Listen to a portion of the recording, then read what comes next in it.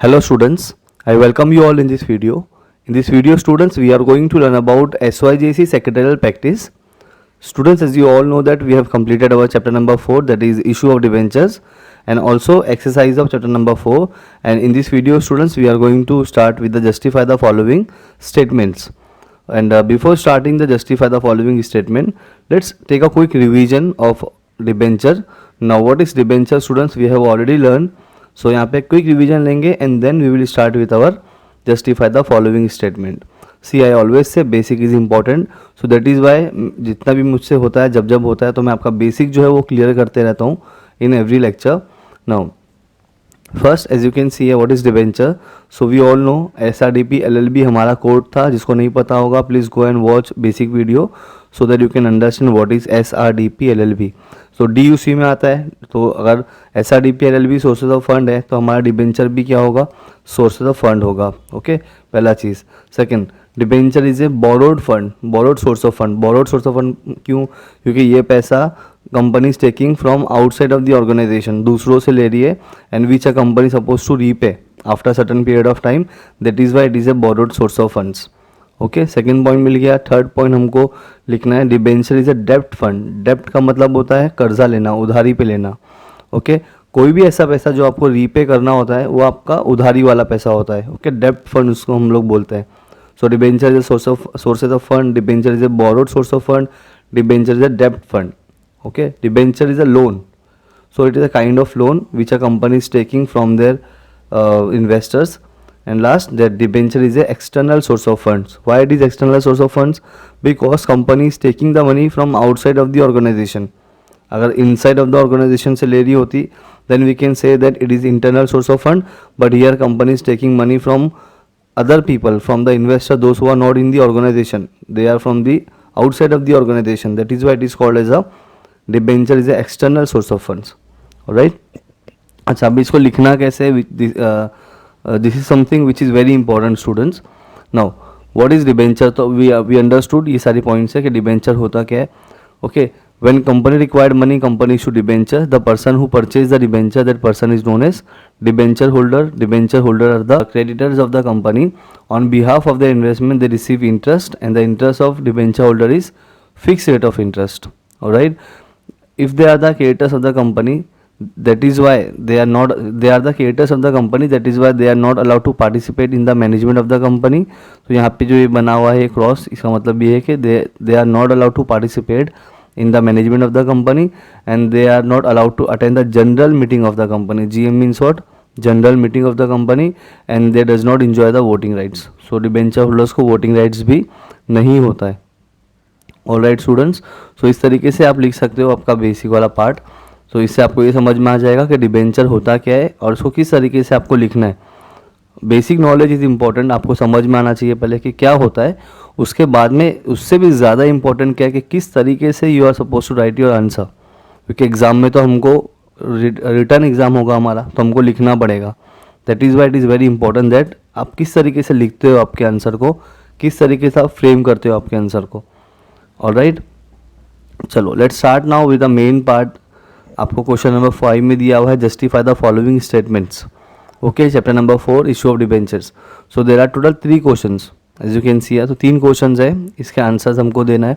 A company has to create charge on its assets for issuing secure debentures. So हम सबको पता है if a company is going to issue a secure debenture, so for that company have to give a charge on assets of the company. That means suppose मैं एक company run कर रहा हूँ and you are my debenture holder. आपने मेरी company का debenture purchase किया है, तो मुझको एक एसेट्स, कोई भी एक फिक्स एसेट्स जो मेरा होगा उसके ऊपर मेरे को चार्ज करना पड़ेगा. That means if as a company I fail to repay the amount to you, so आप क्या कर सकते हो, वो जो एसेट्स के ऊपर मैंने चार्ज किया था वो एसेट्स को आप सेल करके अपना पैसा रिकवर कर सकते हो. ऑलराइट, उसको बोलते हैं सिक्योर डिबेंचर. मतलब कंपनी को प्रॉफिट हो या कंपनी को लॉस हो, कंपनी बंद भी होने वाली होगी तब भी आपको आपका पैसा मिल जाएगा. इसके लिए उसको बोलते हैं सिक्योर्ड है. सिक्योर्ड होना मतलब आपको लॉस नहीं होगा, आपका पैसा सिक्योर्ड होगा वहाँ पे. ओके, तो इसी को हम लोग जस्टिफाई करेंगे इस पॉइंट को. देन सेकेंड वाला हमको दिया हुआ है, second one, that is debenture trustees is appointed by a company issuing debentures. Okay, तो debenture trustees is appointed by a company issuing debentures. जो कंपनी डिबेंचर इशू करेगी, if a company is going to issue a debenture, then company has to appoint a debenture trustees. अब यहाँ पे एक point है जो हम लोगों ने डिस्कस किया था बेसिक्स में, याद करो, that if a company is going to issue a debenture to more than 500 people, in this case company have to appoint 1 or 2 debenture trustees. Okay, तो यहाँ पे आपको वो सारी चीज़ों को जस्टिफाई करना है. क्वेश्चन नंबर 4 हमको दिया हुआ है, a company can issue only certain type of debentures. Okay, तो ओनली सर्टन टाइप्स हमको पहले इसके लिए मालूम होना चाहिए, टाइप्स ऑफ डिबेंचर्स. तो हमने टाइप्स ऑफ डिबेंचर का एक वीडियो बनाया है चैप्टर नंबर 2 का, तो आप वहाँ पे जाके वो वीडियो देख सकते हो, so that you can understand types of debentures. Okay, तो हमको पता है सिक्योर डिबेंचर्स होते हैं. There are 8 types of debenture: secure debenture, unsecure debenture, redeemable debenture, irredeemable debenture, bearer debenture, registered debenture, convertible debenture, non convertible debentures. ऐसे करके 8 types के debentures हैं जो हम लोगों ने डीप स्टडी किया था उसको.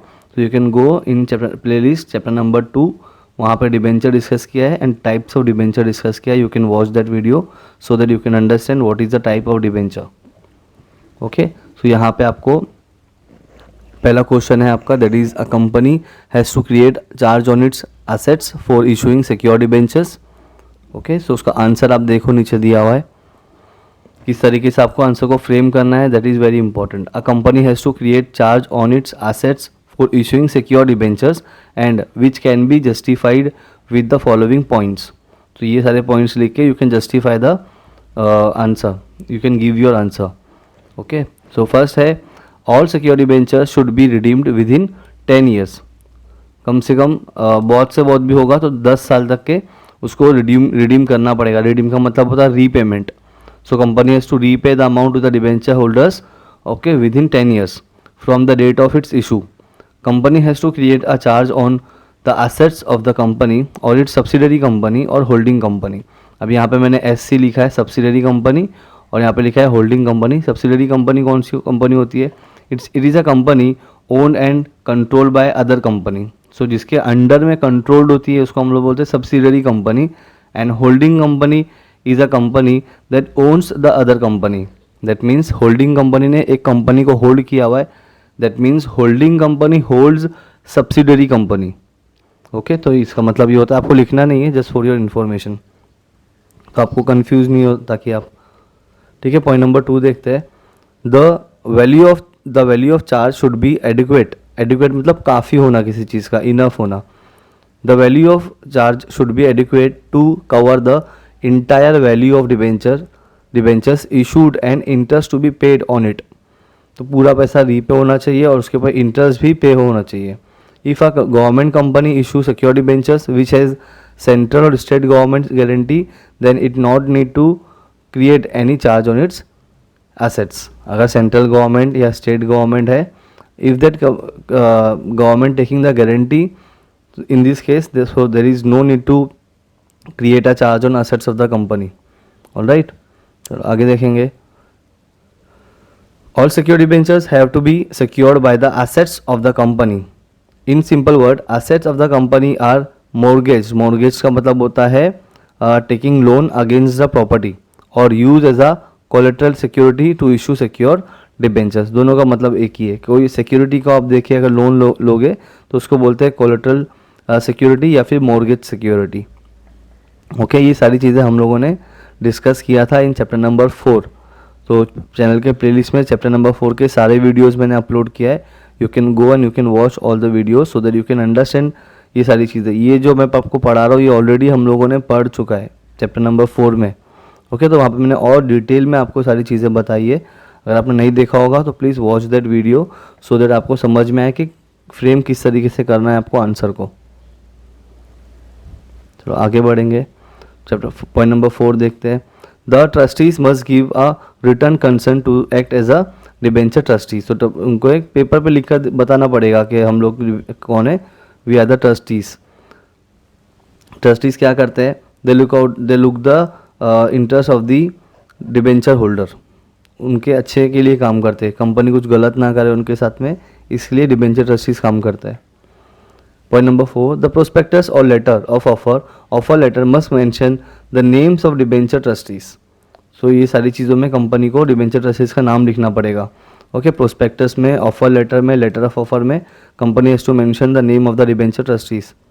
Point number 6, debenture trustees have to redress the complaints. Redress का मतलब होता है उसको सॉल्व करना. Okay, redress the complaints of debenture holders if the company defaults in making payment of debentures. That means in case company fail to repay the amount, if a company is making default in payment of interest or principal amount to the debenture holders, so यहाँ पे debenture trustees जो होते हैं ये लोग company के ऊपर pressure बनाते हैं. ओके, ये लोग क्या करेंगे देखो, पॉइंट नंबर 7 में दिया है, trustees can approach the NCLT. Okay, approach यानी यहाँ पे जाके they can complain against the company. Okay, so NCLT का मतलब होता है national company law tribunal, who can order a defaulting company to repay the principal amount और interest. Okay, तो NCLT मतलब ये क्या होता है, लॉ होता है, एक कोर्ट होता है कंपनी के लिए. ऑलराइट, चलो ये हो गया हमारा फर्स्ट जस्टिफाई का answer. Now let's see the second one. Debenture trustees is appointed by a company issuing debentures. अभी आपके सिलेबस के हिसाब से रिडक्शन जो है वहाँ पे डिबेंचर ट्रस्टीज़ के ऊपर आपको क्वेश्चन नहीं आएगा. ओके, बट स्टिल एक बार सिर्फ इसको देख लेते हैं, आप इसको पढ़ लो, उसको याद करने के लिए मत जाओ, सिर्फ समझ लो. ओके, तो debenture trustees appointed by company issuing debentures. मैंने आपको बताया 500 से ज़्यादा अगर कंपनी डिबेंचर इशू कर रही है, 500 पीपल से ज़्यादा इशू कर रही है, तो in such case company has to appoint a debenture trustees. Answer, A company which desire to issue prospectus or invite more than 500 person, 500 से ज़्यादा को करेगी to purchase its debentures, is required to appoint one or more debenture trustees. Okay, तो debenture trustees को appoint करना पड़ेगा if a company is going to invite or issue a prospectus to more than 500 persons. Companies which issue secure debentures are required to appoint debenture trustees. Debenture trustees are institutions which safeguard the interest of the debenture holder. So they are the institutions, debenture trustees are the institutions who safeguard, who protect the interest of the debenture holders. Okay, very simple. चलो ये कुछ points आपको दिए हुए, following are the importance point about debenture trustees. तो क्या क्या important point है देखते हैं. The company creates a charge on its movable और इमूवेबल असेट्स और assets of its subsidiary company. Okay, movable मतलब the assets which we can move, which we can take from one place to another place. Immovable मतलब जो move नहीं हो सकता है, like land, जो ज़मीन होती है वो एक जगह से दूसरी जगह पे जा नहीं सकती है. हाँ, अगर कोई फर्नीचर होगा तो वो जा सकता है, उसको बोलते हैं मूवेबल प्रॉपर्टी. और जो लैंड होता है उसको हम लोग बोलते हैं इमूवेबल प्रॉपर्टी. राइट, चलो सब्सिडरी कंपनी अभी हम लोगों ने देखा, और holding company. Charge is create in favour of the debenture trustees. तो किसके फेवर में कंपनी को चार्ज क्रिएट करना पड़ेगा? डिबेंचर ट्रस्टीज के लिए. ओके, इनके नाम पे मतलब करना पड़ेगा. और जब भी कंपनी पैसा नहीं दे पाएगी तो डिबेंचर ट्रस्टीज जो है वो असेट्स का पैसा उठाकर किसको देंगे? To the debenture holder. Okay, they become the custodian of the assets on which charge has been created. तो they will become the custodian, मतलब इनके कस्टडी में वो असेट्स आ जाएगा. किसके कस्टडी में आएगा? डिबेंचर ट्रस्टीज के कस्टडी में आ जाएगा.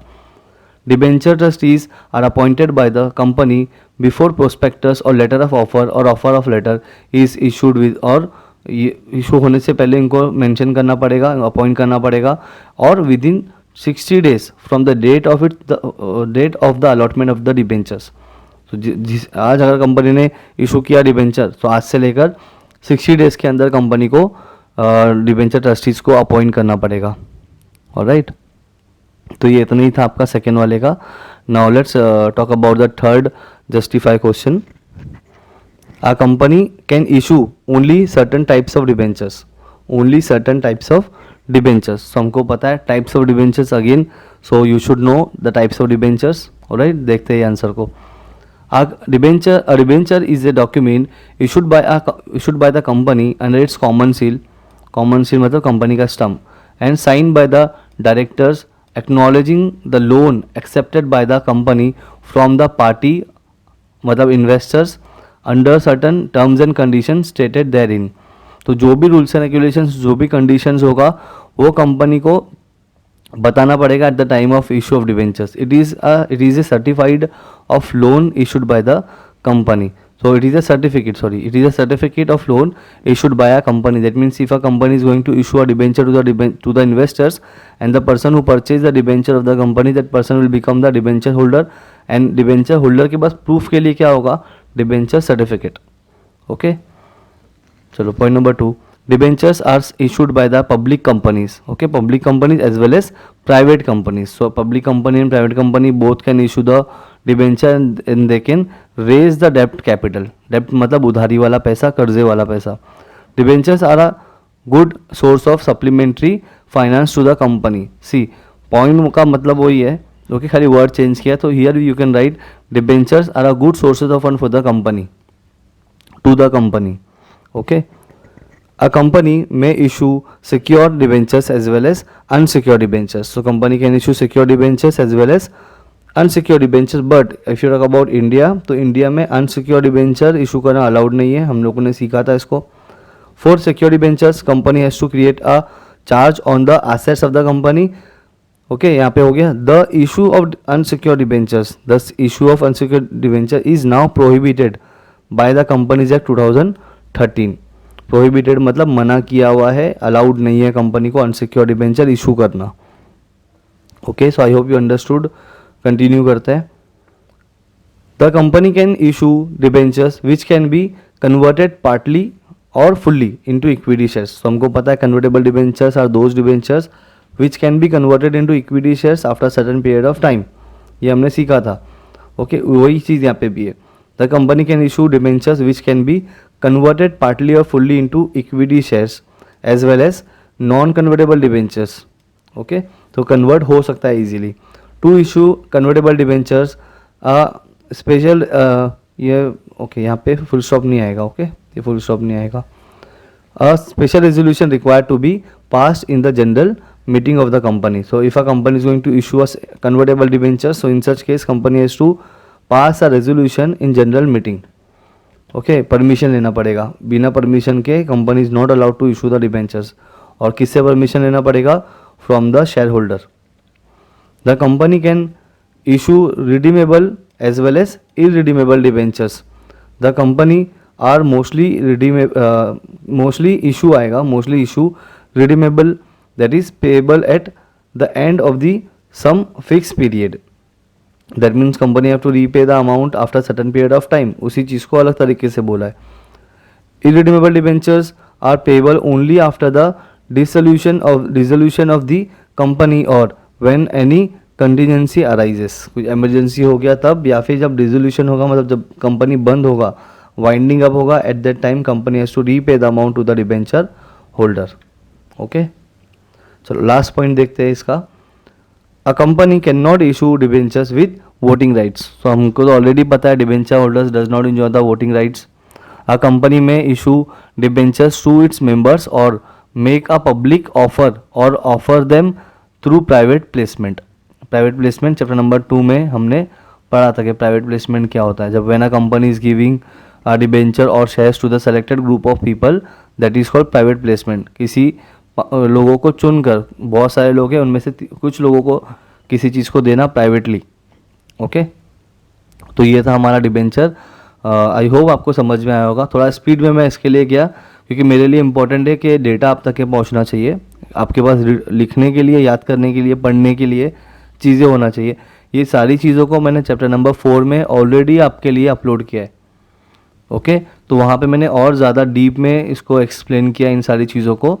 अगर आपने नहीं देखा होगा so I request you to please go and watch that video chapter number 4 के, so that you can understand the basic things. और वहाँ से आप इजीली अपने ओन वर्ड्स में लिख सकते हो चीज़ों को. ओके, सो ये था आपका justify the following statement of chapter number 4 that is issue of debentures. Alright students, so prepare your notes students, and any doubt, anything you can ask me in comment section. Till then, thank you very much all, take care.